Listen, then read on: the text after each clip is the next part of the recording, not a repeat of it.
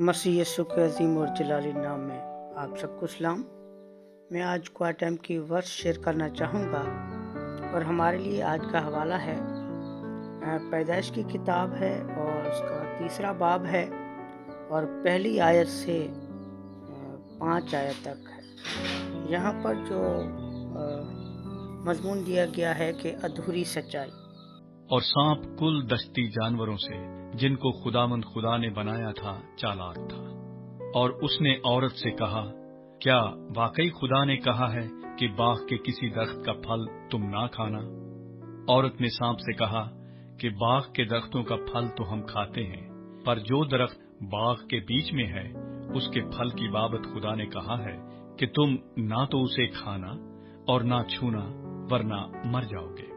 تب سانپ نے عورت سے کہا کہ تم ہرگز نہ مرو گے، بلکہ خدا جانتا ہے کہ جس دن تم اسے کھاؤ گے تمہاری آنکھیں کھل جائیں گی اور تم خدا کی مانند نیک و بد کے جاننے والے بن جاؤ گے۔ یہاں پر ہوا اور ابلیس یعنی شیطان کی آپس میں بات چیت ہوتی ہے اور وہاں پر ابلیس سے ہوا سے پوچھتا ہے کہ واقعی خدا نے تمہیں درختوں کے پھل کھانے سے منع کیا ہے؟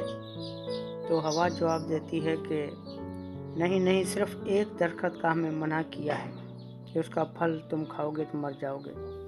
اور 5ویں آیت میں سانپ جواب دیتا ہے اور کہتا ہے کہ بلکہ خدا جانتا ہے کہ جس دن تم اسے کھاؤ گے تمہاری آنکھیں کھل جائیں گی اور تم خدا کی مانند نیک اور بد کیے جاننے والے بن جاؤ گے۔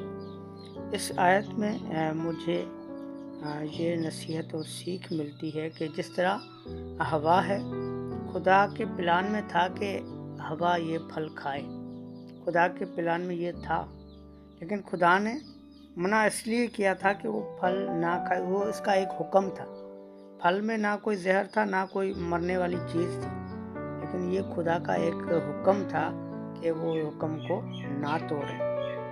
لیکن ہوا جس طرح اس پھل کو کھاتی ہے اور وہاں پر جو لکھا ہے کہ تم خدا کی مانند نیک و بد کو جاننے والے بن جاؤ گے، اور اگر وہ ہوا پھل نہ کھاتی تو وہ نیکی اور بدی کو پہچان نہیں پاتی، کیونکہ دنیا میں صرف یہ 2 ہی انسان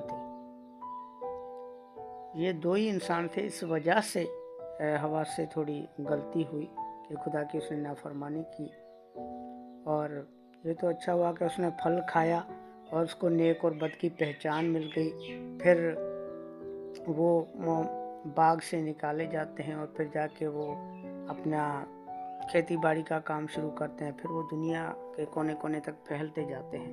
یہ سارا خدا کا پلان تھا، منصوبہ تھا کہ کس طرح یہ ہوگا۔ جس طرح ہم دیکھتے ہیں کہ یہودا اسکریوتی بھی تھا، تو وہ بھی تو خدا کے ساتھ کھاتا تھا، بیٹھتا تھا، پیتا تھا، دولت بھی اس کے پاس زیادہ تھی، سارا خزانہ اسی کے پاس جمع ہوتا تھا، لیکن خدا نے جب اس کو استعمال کرنا تھا تو وہ استعمال ہوا اور خدا یسوع مسیح کو اس نے پکڑوایا اور خدا یسوع مسیح صلیب پر چڑھا۔ اگر وہ بھی صلیب پر نہ چڑھتا تو شاید ہمارے گناہ ابھی بھی ہمارے اوپر رہتے اور ہمیں گناہوں سے معافی نہیں ملتی۔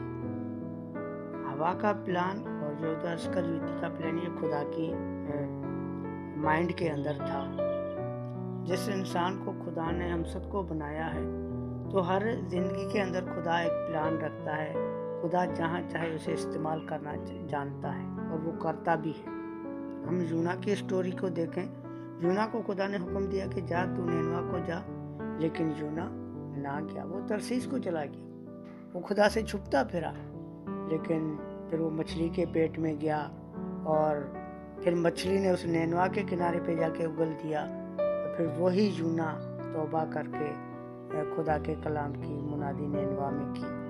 تو خدا جس پلان کو رکھتا ہے آپ کی زندگی کے اندر وہ ضرور ہوگا۔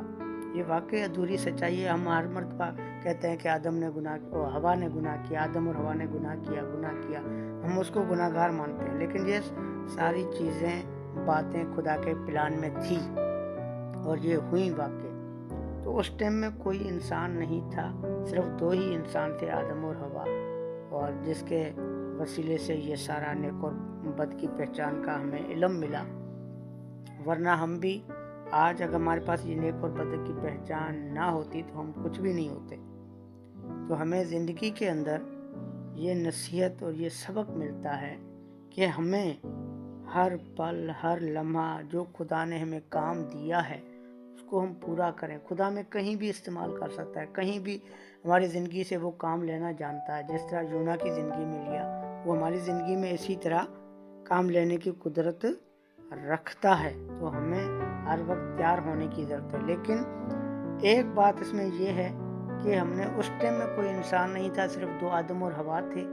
और अभी तो कई सारे इंसान हैं जो गलतियां करते हैं, खताएं करते हैं और गुनाह में गिरते जाते हैं। तो आज हमें गलती करने से खुदा हुक्म देता है कि आपने गलती नहीं करनी। तुम मेरी बरगजीदा नस्ल, शाही कायनों का फ़िरका हो, ऐसी उम्मत जो खुदा की खास मिल्कियत है। तो हमें अपने किरदार को, अपने पेशे को ऐसा बेहतर बनाना है और हमने कोई हमारे अंदर गलती की गुंजाइश नहीं होनी चाहिए, क्योंकि हम अभी इंसान बहुत हैं। हर इंसान की हम गलती को देखकर हम गुनाह से किनारा कर सकते हैं।